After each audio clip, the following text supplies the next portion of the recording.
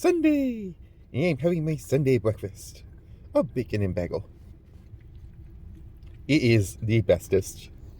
And while I scoff down, Daddy's going to film a quick video with you guys because it's only 6 o'clock and we still got to wait a little bit to get to see our friends at the park. And Daddy kind of forgot that there was the daylight savings time, so he kind of changed things a little bit per se. And so yeah, so I'm going to eat my breakfast and you guys are going to watch a video of Daddy with his cats. Okie day? Okie day.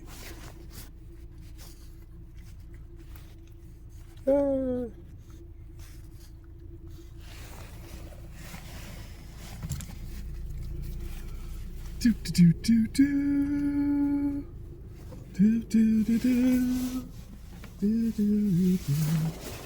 Oh, I am sleeping on your leash, aren't I? I'm sorry, baby. It's time for Super Deck Sunday. Sunday. We are back on the Sunday, ladies and gentlemen. And I do have one pack of Destiny for you guys at the end of the video, if you stick through this. But today is Yu-Gi-Oh's day, so we are doing a Yu-Gi-Oh deck today. And I thought today would be fun to do some 6 Samurai action. Can't remember if I've done the 6 Samurai one yet on this series. If I have, oops. If I haven't, then you guys are in for a special one, because this is one of my favorite decks in terms of builds, just because it has all kinds of really cool warrior monsters in it. And I'm not gonna lie, one of my absolute favorite characters in the original series was Joey Wheeler, because of how much he loved warriors. And this deck does include his boss monster, so you're in for a treat, like I say. But first, let's do our extra deck. So we've got the Battle Shogun of the 6 Samurai. He's a pretty cool Link monster that requires 6 Samurai to pull off. And then we've got our legendary 6 Samurai Shien. Pretty powerful guy, 2500, 1400, pretty solid stats. And you can negate a spell or trap activation once per turn using his ability.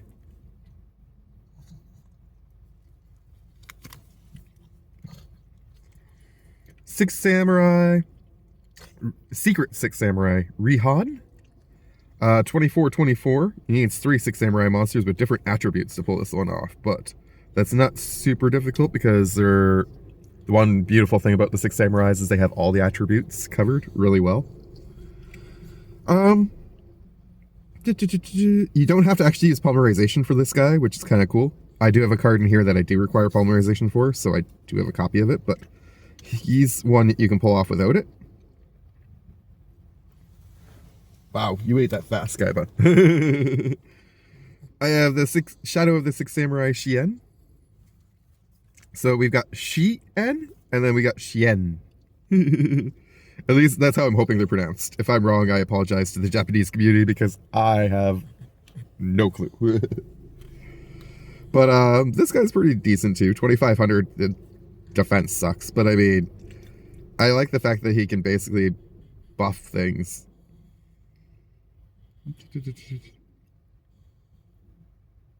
Yeah, its original attack jumps 2000. Pretty solid. Cool move. I got a Gagaga Samurai in here because, like I say, this deck is mostly samurai stuff. So despite there being 6 samurais, there's also some ninja stuff in here. There's some other samurai looking stuff in here. And then there's just some really cool warriors as well. I think the big requirement for me when I built this deck was most things had to have a sword. There's a few exceptions to that because I needed tuner monsters, but aside from that, almost everything has a sword in here. This guy's pretty badass too because he can make a second attack. We got the Scarred Warrior. Decent card for sure. Driven Daredevil. I like this one actually quite a bit. Cannot be destroyed by battle when attacked by a monster with a higher attack, so it survives as long as it's being attacked by something stronger. And then you can destroy the thing that it got attacked by. So, pretty solid guy there. Lightning Warrior, That's kind of like a tribute to the boss monster that is going to be shown in a bit. Colossal Fighter, because if you're going to do warriors, you might as well do warriors. And like I say, there's a few like space agey kind of cards in here because I needed tuners. So I thought space agey warrior to go with them. Maple Maiden is pretty cool. She can flip the attributes of your monsters. Actually, I think she does that to your opponents too. Goyo Defender, because if we're going to do some samurai stuff, we're going to do some samurai stuff. So I've got the Goyos in here as well. Chaser. King. 2 copies of Guardian. And 1 of Emperor. So, pretty solid all-around extra deck, I think. This one actually might be legal, technically. Because you're only supposed to have like 15 cards in your extra deck. I think this one has 15? No, it has 16. But it would technically have 15 because you don't use Link monsters anymore if you're playing in the new format, so... Which is the only place I would ever play. So, yeah. Alright, as I promised, we do have Joey's boss monster in here. My favorite card of the deck. Whoop. It is the Guilford the Lightning. Guilford the Lightning is a pretty badass card. It actually does what it did in the anime, which is kind of cool too. If you tribute summon this card by tributing 3 monsters, then you can automatically destroy the entire field of your opponents. That was a really cool ability in the anime, and I'm glad they actually made it transition over to the card in the TCG, because that made this card way more playable back in the day. And I have a limited edition version of it, which is pretty nice too. A little bit of fleck or something in there on the sleeve. Whatever. We got ourselves a polymerization. Yes, you're being very patient. Since this deck is full of warriors, Solidarity is just a perfect include for this deck as well. And then I've got a whole bunch of equipment here. This is too big a handful, so I'm going to put down the Samurai Core. Oop, the 6 Samurai Core. There goes the deck box. Alright, so I got the Sword of Deep Seated. It was always one of my favorites because it always comes back to the top. No matter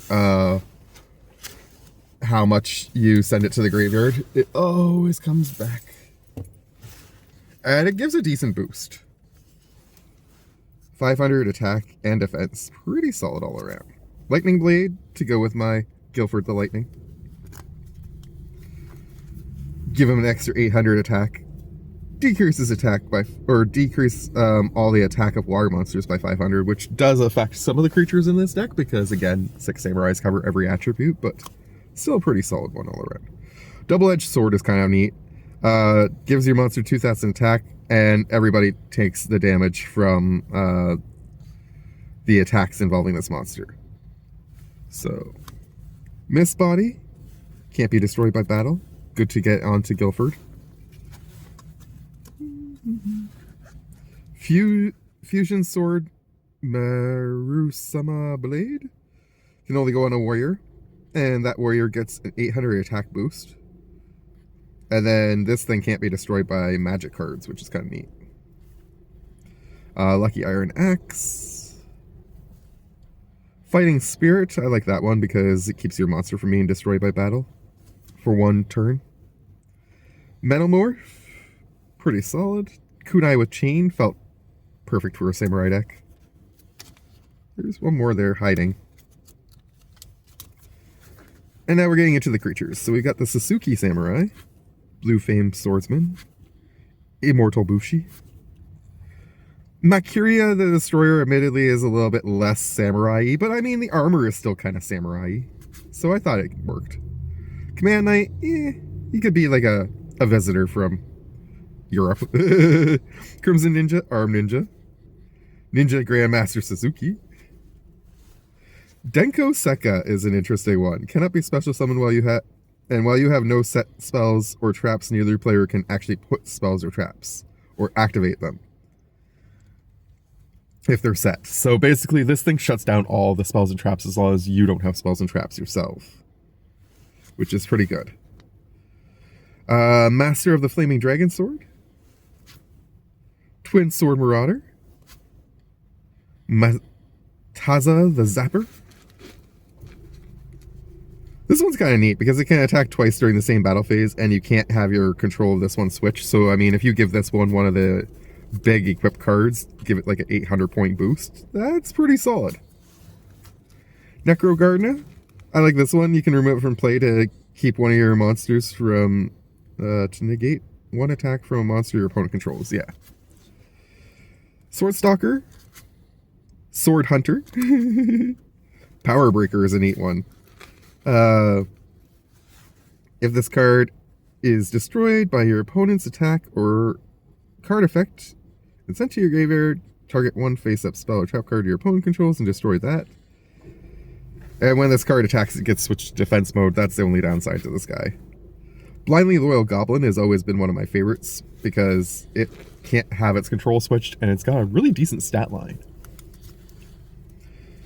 Jute Fighter is actually one of the tuners, and it does actually fit like the Six Samurai theme quite nicely. The other one that I put in here, though, does not so much. Attack Gainer is definitely sort of a cyber kind of looking card, but like I say, there's a few futuristic kind of looking guys in here, so it kind of worked, I thought. But for the vast majority of them, they do really have that sort of like samurai-ish ninja flavor, which I thought was really on point for this deck.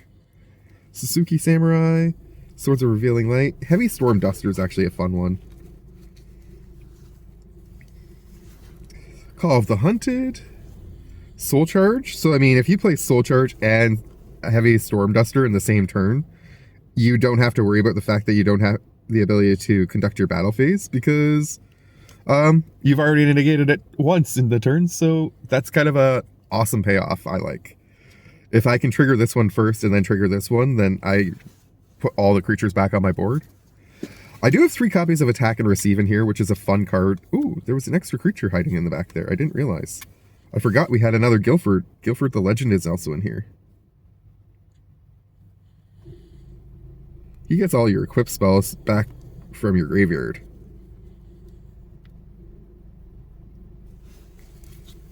Anyways, Attack and Receive is neat. If you're dealt damage, you deal 700 direct damage to your opponent, and then you get to deal an extra 300 damage for every copy of this in your graveyard. So basically, the first time you're dealing 700, the second time you're dealing 1,000, the third time you're dealing 1,300. For a grand total of 3,000 between 3 cards, which is pretty solid. Faint Plan keeps them from attacking my face down stuff. Reinforcement of the Army is a nice way to get a level 4 warrior monster into my hand. Lost Wind is a neat one. You negate the special summon. Negate it when a creature is special summoned. You negate its effects and half its attack.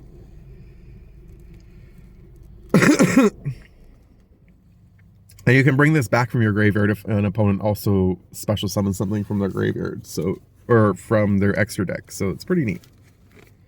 And Raigeki Bottle, just to finish things off with the classic stuff here. This thing gets thunder counters. When there's 4 or more thunder counters on it, you can destroy all your opponent's monsters. So basically, they're setting up their own demise to a certain extent. Or rather, you're setting up their demise very slowly. And that is the non-Six Samurai part of the deck. And now for the Six Samurai part. Aww. I do have a terraforming in here at the start, and the main reason of that is actually we're going to put the spells and traps first before the creatures in this case.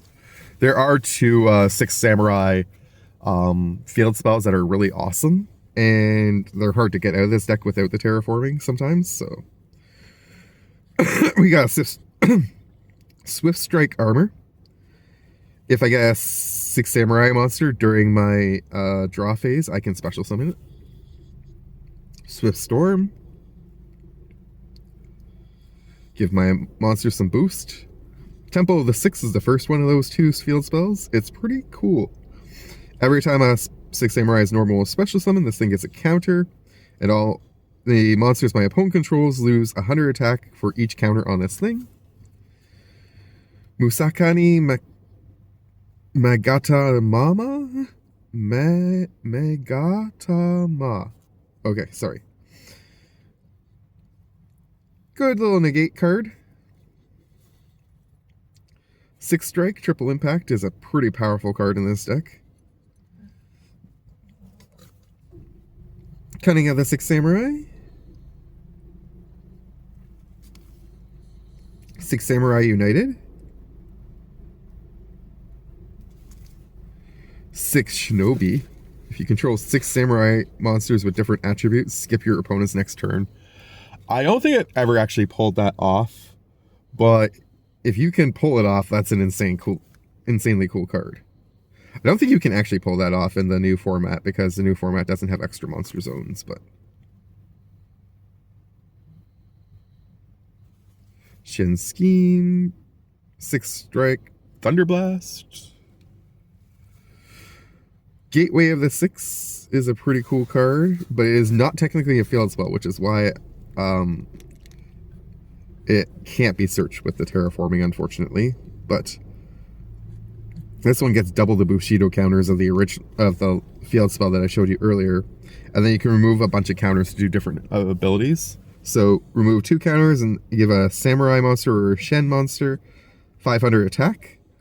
4 counters and add a monster from your deck to your graveyard to your hand. That's a 6 samurai. 6 counters, target 1 Shen monster with an effect that's in your graveyard. Special summon that card. And then the other field spell is the Castle of Mist, which a 6 samurai monster is attacked. The attacking monster loses 500. So the better one is definitely the Temple, but if you can only get the castle out, it's still a good reducer. We got the Great Shogun Shin. 6 Samurai Yarza. 6 Samurai Muzaho. Grandmaster. Shen Squire for an extra tuner. I have a couple copies of the Spirit of the Six. Zanji. Chancellor. Kaigeki. Iru. Advisor. Yariza. I think there's 2 Yarizas, is there? Yes, there are. There's some doubles in here for sure, of course, but I just don't remember which ones there are. Oh, there's another Kaigeki. Kagi Moshu for another tuner. I do have most of the legendary 6 ones, and then also the 6 samurai ones, so it is a pretty solid collection all around of the different monsters that you could have. But like I say, it's one of my favorite decks to play for sure. I really like Yaichi, if I remember correctly, does some pretty cool stuff. Yeah, you can destroy spells or track cards, yeah. Kamon. And yeah, pretty straightforward deck, not anything too crazy. What I love about 6 samurai monsters is the way they build off of each other. So, for example, just picking one at random, let's go with Kaigeki. When this card is normal summon, you can special summon 1 level 4 or lower 6 samurai monster from your hand. While you control a 6 samurai monster with a different name, this card gains 1500 attack. So it becomes a 1700 2000, just for having an extra 6 samurai on the body. Another one at random. Enishi. During either player's turn, if you control another 6 samurai monster with a different name, you can remove 2 6 samurai monsters from your graveyard to select 1 face-up monster on the field, return it to your hand, or to the hand. You can only do that once per turn, and while you control 2 or more face-up 6 samurai monsters that are not legendary 6 samurai, this guy gets an extra 500 attack and defense, becoming a 2200 1200 beat stick.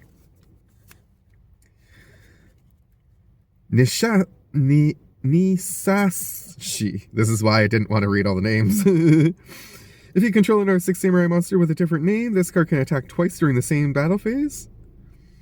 If this card would be destroyed, you can always pick a different 6 samurai monster you control and destroy it instead. So I just love the way they build off each other like insanely.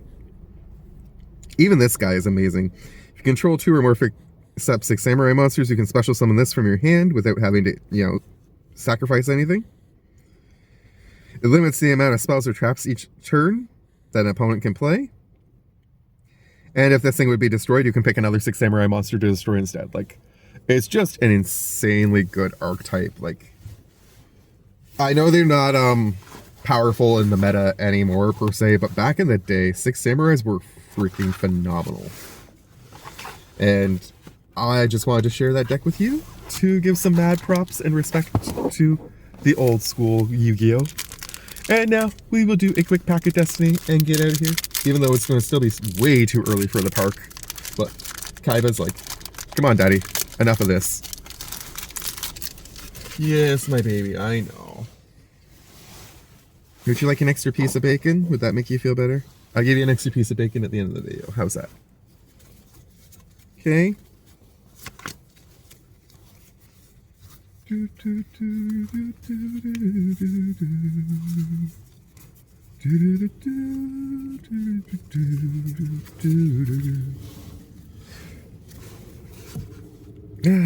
I apologize for yesterday not being a video.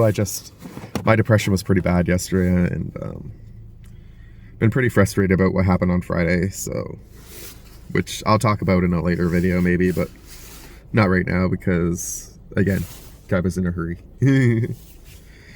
Choose target creature an opponent controls. When that creature dies this turn, you gain 3 life. Target creature you control fights that creature. Interesting. That's a decent fight spell, actually. I don't usually like fight spells, but I like that one. We've pulled this guy enough times that we know what he's up to.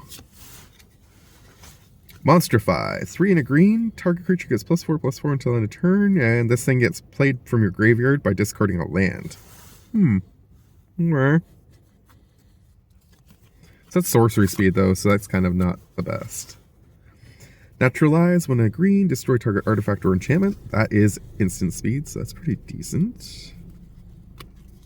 Something's peeking. Student of Ujitai. 3 and a white for 2/4. Whenever you cast a non-creature spell, you gain 2 life. That's solid. That's very solid. Grotag Bugcatcher. 1 and a red for a 1/2 Goblin Warrior with Trample, and whenever it attacks, it gets +1/+0 until end of turn for each creature in your party. Ooh. Crosan Cloud Scraper. 7 and 3 green. That's expensive, but you get a 13/13. The beginning of your upkeep, sacrifice this thing unless you paid 2 green. You can morph it, though, for 7 and 2 green. So you can play it face down for 3 and then turn it face up for 1 less green. I mean, it's powerful, but that's basically it. If it had trample, that might be better, but it's definitely not better than the Ujitai by any means. Sacred Wolf, 2 and a green, 3/1 with hexproof. If it was a 1/3, I would love it. Lagak Lizard, 3/3, 3 and a red, nothing to it. Tormenting Voice, 1 and a red. This additional cost to cast this. Discard a card, draw 2 cards. Yeah, okay. Nothing wrong with that, but. Entangling Vines, 3 and a green, enchant tapped creature. It doesn't untap during its controller's untap step. It's a little expensive for that ability at this point.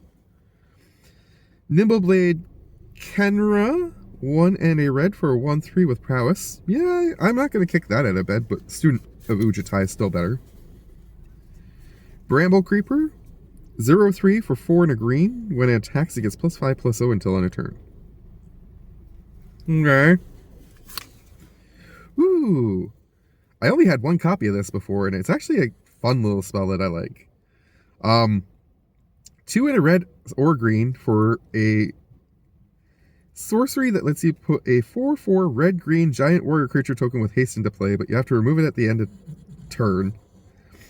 And you can conspire, so you could, in theory, tap a creature that is red or green to pay that cost. Oh, no, you can copy it by tapping 2 creatures. Sorry, I forgot how Conspire worked for a second there. I like that card. And Simic Gilbage. A combination of 2 green or blue for a 2/2. Pay 1 and a green to move a +1/+1 counter from target creature onto another target creature with the same controller. Pay 1 and a blue, attach target aura attached to target permanent on to another permanent with the same controller. That's kind of cool. That's very versatile. Okay, you know what? Sorry, student of Uchitai, but you just got bumped because that is card of the day, I think. I think that's fun. You can go into an elf deck. You can do a lot of interesting stuff with that elf deck. Yeah. All right. I hope you guys have enjoyed this episode of Super Deck Sunday. Next week we will go back to a Magic deck, but I just felt like after having 2 weeks in a row of Magic, I didn't want the 4 or 5 people who actually still watch this channel for Yu-Gi-Oh! To be disappointed that they weren't getting to see a deck. I am going to end this episode by giving Kaiba one more piece of bacon. And you guys get to watch. Kaiba, you want some bacon?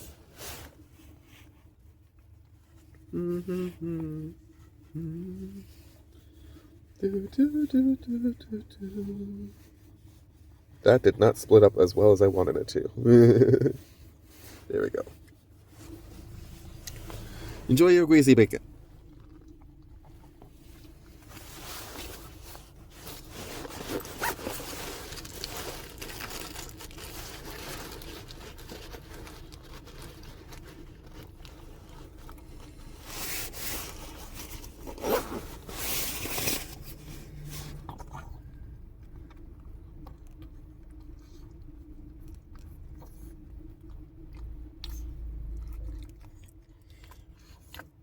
Good boy.